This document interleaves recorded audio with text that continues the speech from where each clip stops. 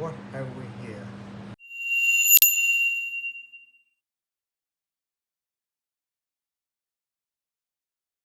I just want to show you the improved work area that I've got for my bikes.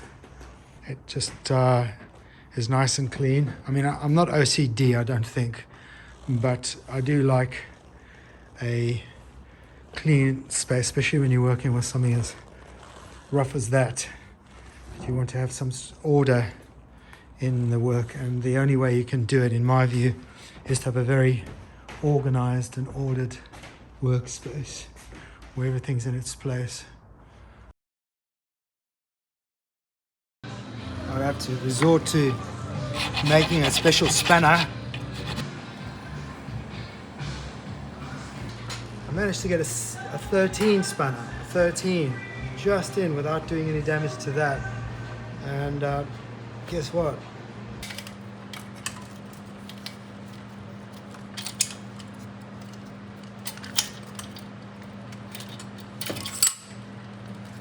What have we here? Okay, let's go down. So I'm going to shine a light down here. Now, mechanic who's looking at this video will tell you that this is strange. You see these lines here? These 5 little scuff marks here.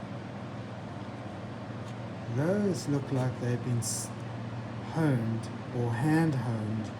Now we'll only know the state of the valves when we take them out. What tends to happen is if you get wear in the valve guides, you'll get wobble.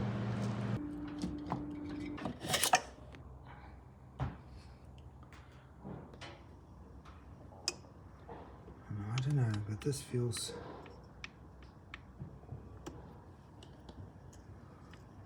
This is in very good condition. There's the big question is, do you take this out?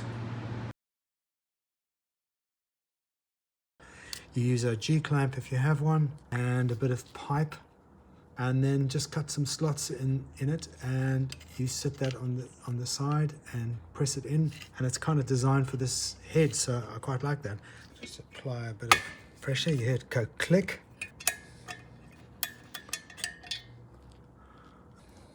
What a result.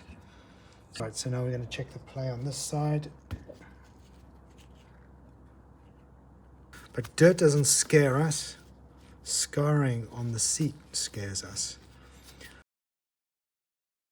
Stand up.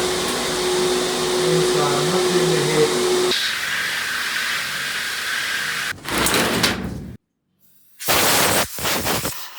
Stage 1 of this clean. It's pretty dirty. It's aggregate, particular aggregate, but we use it for carbon fiber, which is incredibly sensitive to any abrasion. It took us quite a while to find this stuff, but what it does do is a fantastic job on aluminium or whatever this alloy is.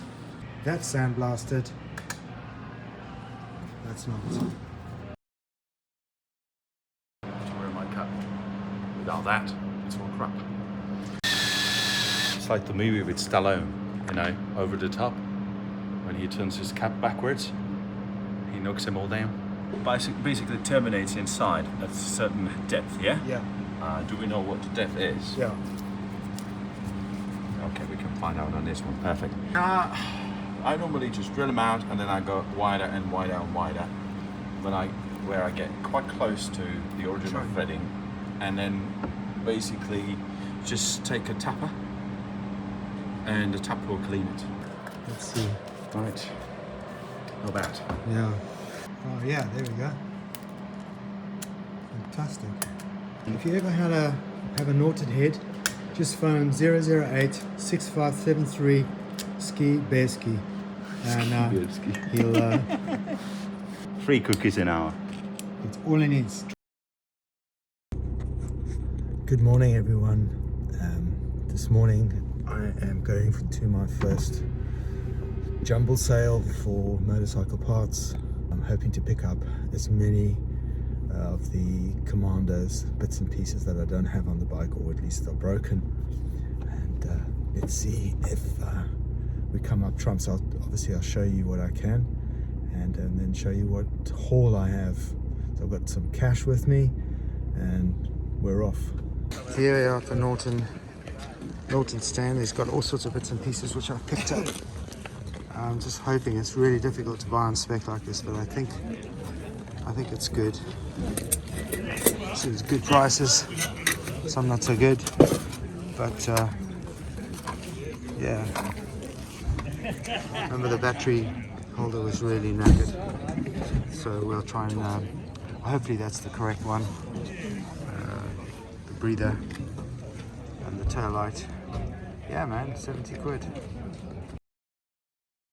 I'd say the only thing with regard to going to one of these jumble sales is you've really got to know what you want to go for. You've got to maybe take some measurements, things like, for example, these rear shocks. I wasn't 100% sure. I found some there, but I couldn't quite recall exactly how they looked, and I nearly bought them, but I didn't buy them. There was a little instinct there that said no, don't pick them up yet, and I'm glad I didn't, because this is totally different.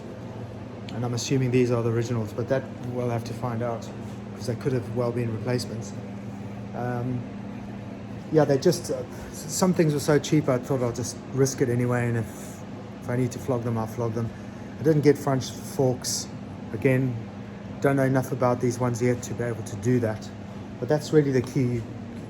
It's quite disorienting going to these places.